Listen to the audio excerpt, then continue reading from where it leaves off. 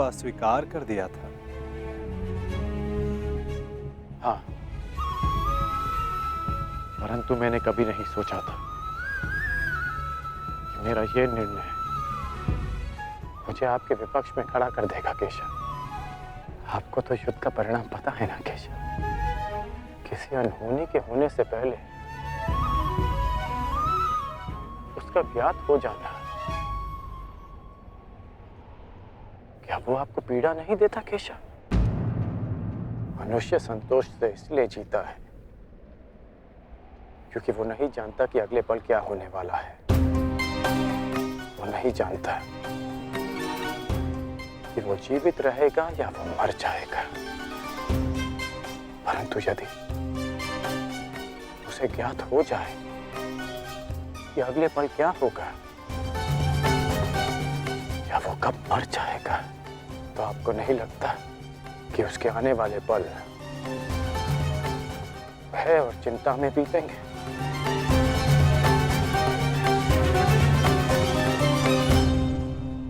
ये सोच पर निर्भर करता है अंगराज। यदि मनुष्य को अपना अंत ज्ञात हो तो हर वो क्षण जिसे हम व्यर्थ करते हैं उन क्षणों को जिया भी जा सकता है। इस नदी को देख रहे हो? इस बहती नदी को पता है कि अंततः इसे सागर में जाकर मिल जाना। अधिक ज्ञान पीड़ादायी नहीं होता मित्र। अधिक ज्ञान उचित निर्णय लेने में सहायता करता है। यदि तुम्हें भी भूत और भविष्य का कुछ अधिक ज्ञान होता तो कदाचित तुम भी अधिक न्यायपूर्वक निर्णय कर पाते। आपका मंतव्य यही है ना कि पांडव उचित हैं और दुर्योधन अनुचित?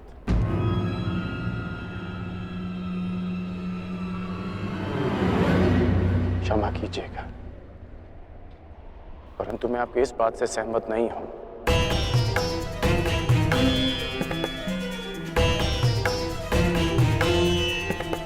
मुझे लगता है केशव कि दोनों अपने अपने स्थान पर दोषी हैं।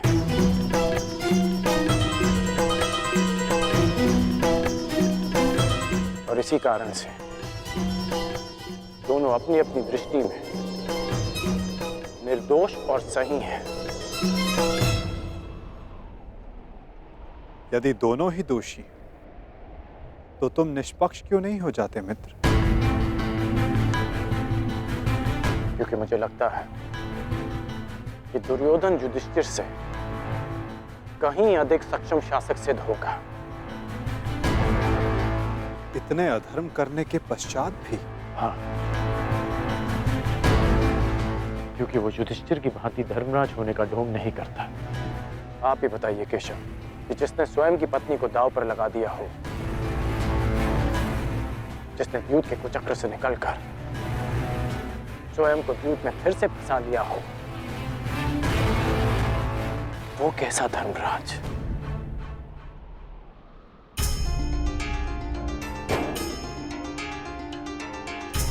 युधिष्ठिर की असमर्थता के कारण। राजकुमार युधिष्ठिर, मेरे शौंड की रक्षा कर लीजिए। मेरा अनुज मृत्यु की भेंट चढ़ गया।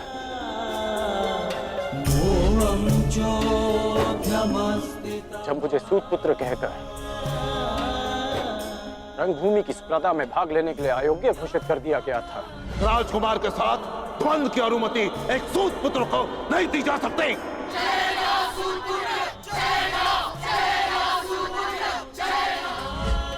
तब भी धर्मराज का धर्म मौन था।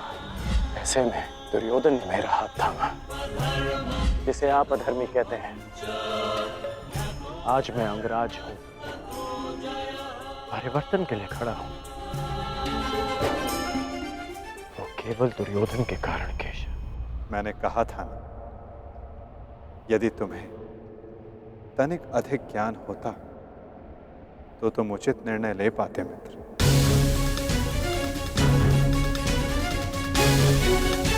मैं समझा नहीं। तुम सदा स्वयं को सूतपुत्र समझते आए होकर, और यदि तुम्हारा ये ज्ञान मिथ्या हुआ तो? मिथ्या? हाँ, कर। यदि तुम सदा स्वयं को सूतपुत्र समझते आए होकर, और यदि तुम्हारा ये ज्ञान मिथ्या हुआ तो? मिथ्या? हाँ, कर। क्योंकि तुम्हें तो पता ही नहीं कि तुम वास्तव में हो कौन। मुझे ज्ञात है कि मैं कौन हूं, और मुझे गर्व है कि मैं अधिरथ पुत्र कर्ण हूं, राधे पुत्र कर्ण हूं, सूत पुत्र कर्ण हूं।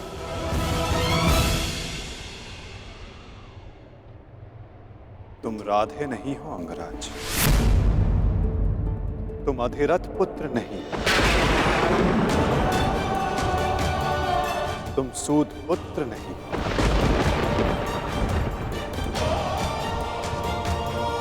तुमने कभी ये नहीं सोचा कर्ण कि एक सूत पुत्र के शरीर पर दिव्य स्वर्ण से मणित कवच और कुंडल क्यों है?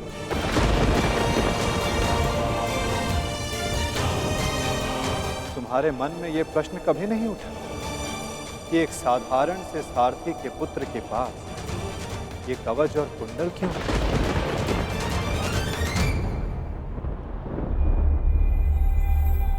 क्या तुम ये सोचकर कभी व्याकुल नहीं होते कर्ण कि तुम शेष से इतने भिन्न क्यों हो?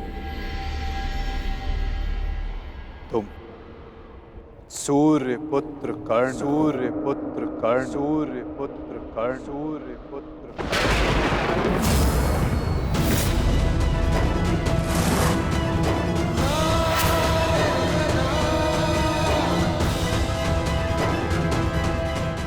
स्वयं सूर्य नारायण के अंश हो तुम कर्ण।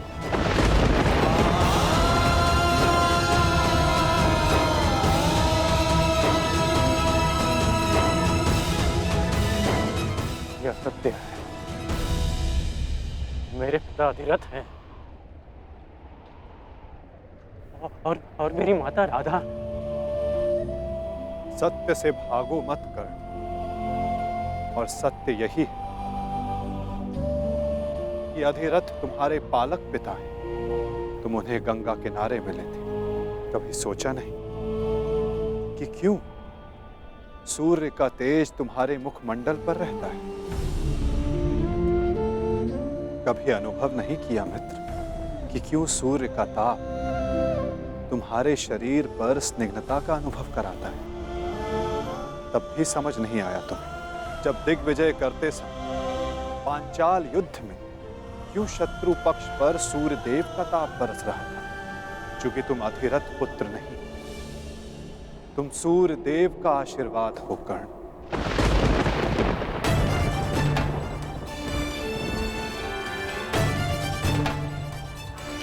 यदि मैं पिताश्री को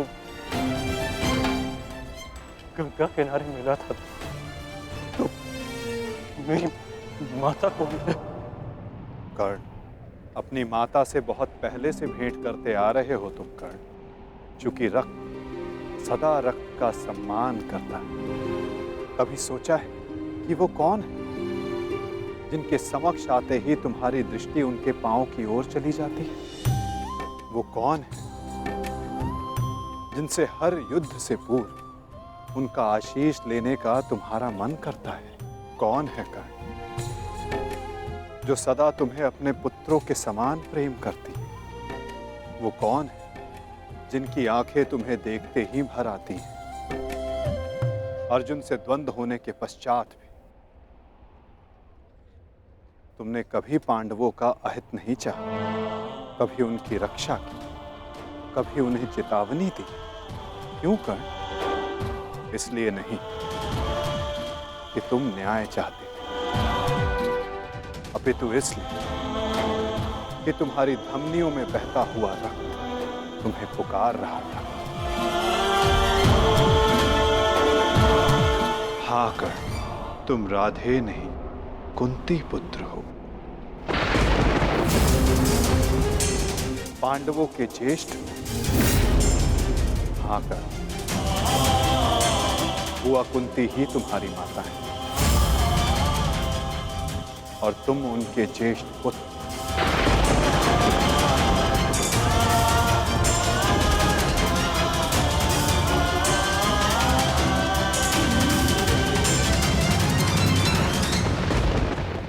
ये सत्य नहीं है। कह दीजिए केशव कि यह सत्य है। आप चाहते हैं ना कि मैं पांडवों के पक्ष में हो जाऊं, अपने मित्र का साथ छोड़ दूं, इसलिए आप मेरे साथ छल कर रहे हैं। हाँ, आप छल कर रहे हैं मेरे साथ। यदि मेरा कथन तुम्हें छल लगता है मित्र, तो जाओ स्वयं उनसे जाकर पूछो जिनके नाम से तुम संसार को अपना परिचय देते। भद्र अधिरथ और देवी राधा से जाकर पूछ लो।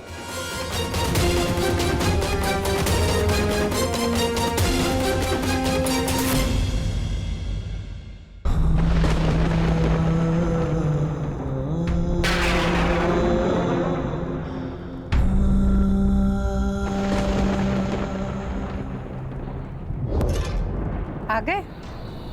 उचित समय पर पहुंच गए। आओ भीतर आओ।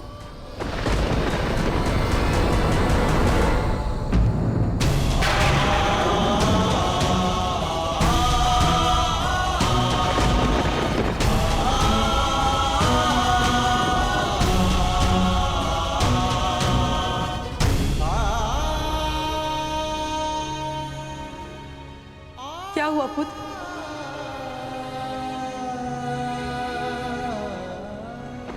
तुम राधे नहीं हो अंगराज, तुम सूर्य पुत्र कर्ण हो।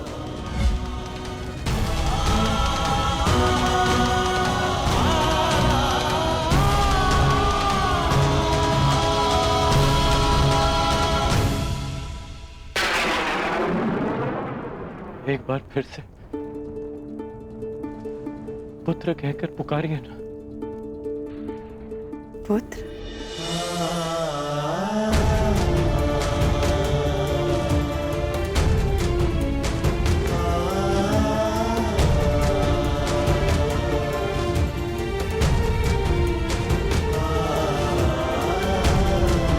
क्या हुआ पुत्र?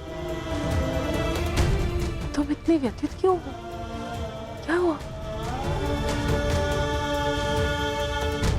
मैं व्यथित था अपने ही माता।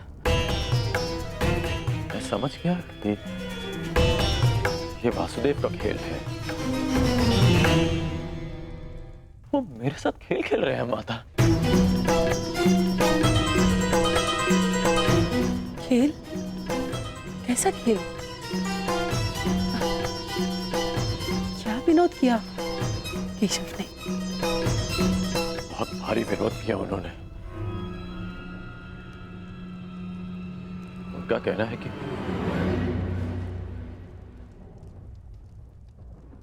आप दोनों मेरे बालक माता पिता हैं।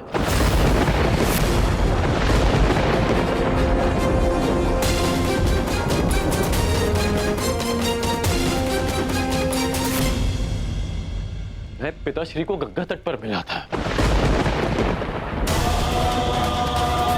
कि सूर्यदेव मेरे पिता है और माता कुंती मेरी माता।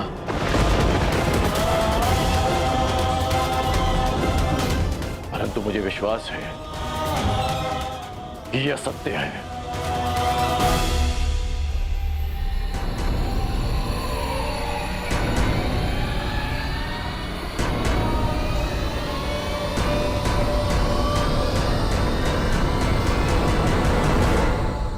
ये असत्य है ना?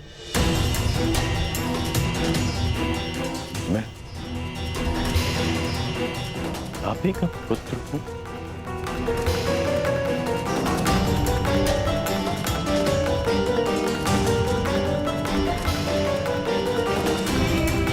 मैं आप ही का पुत्र हूं ना?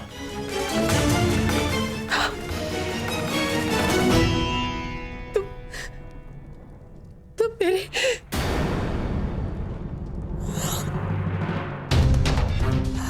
क्या हुआ माता?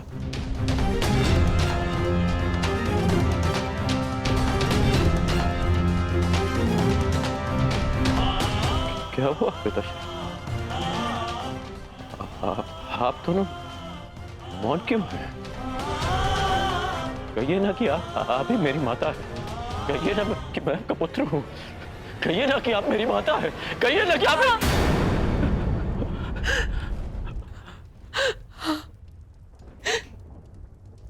तुम्हारी माता हूँ।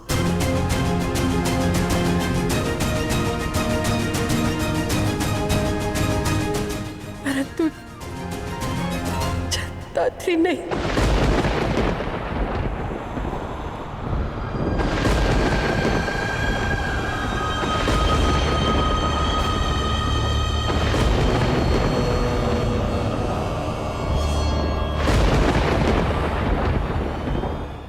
मैंने तुम्हें जन्म नहीं दिया।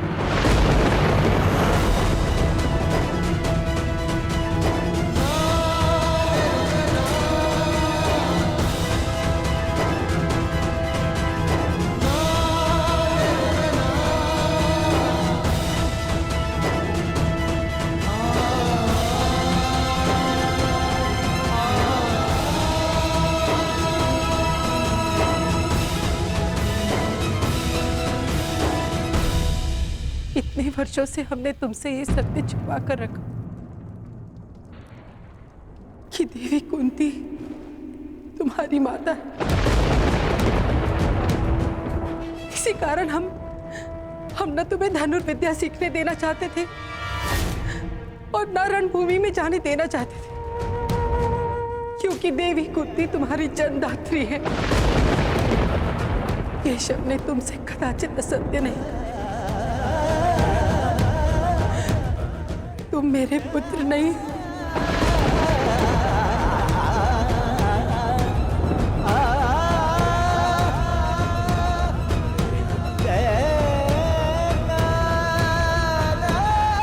मैं तुम्हारी माता नहीं हूं।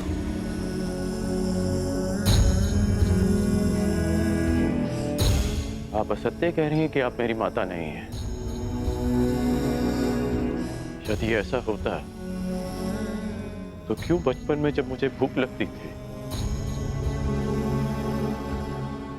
तब आपको स्वयं ज्ञात हो जाता था। जब मुझे निद्रा आती थी तो कौन मुझे अपनी गोद में सुलाता था?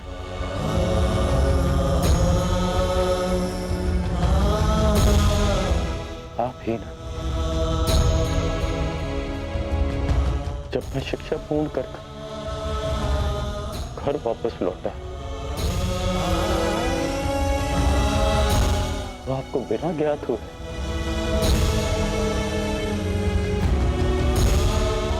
कैसे पता चल गया कि मैं आ गया और आपने अधिक भोजन बनाया?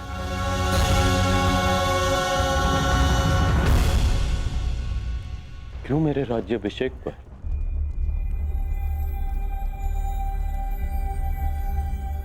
पिताश्री के शपथ देने के पश्चात भी अब मुझे छुप कर देखने आई थी? जब मैं अंग जा रहा था तब क्यों मुझे परिवर्तन का आशीष दिया?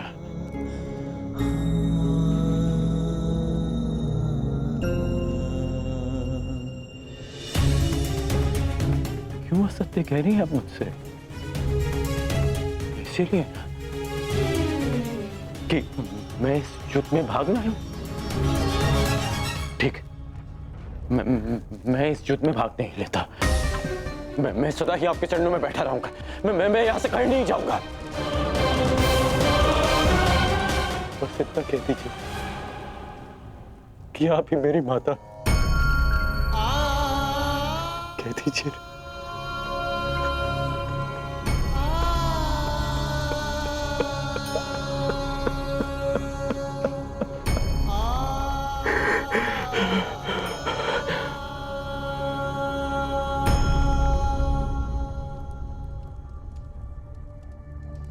आपके अश्रुओं ने और आपकी चुप्पी ने सत्य सामने ला दिया।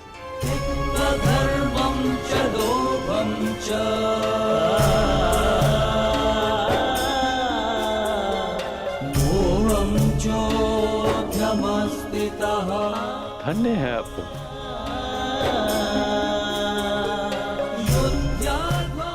किसी और की संतान इतना प्रेम दे।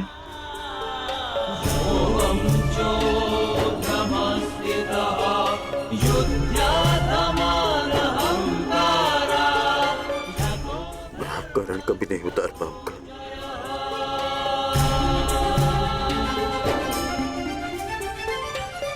अब मेरा सत्य भी सुन लीजिए। मैं सदा प्राधिकरण ही कहलाऊंगा।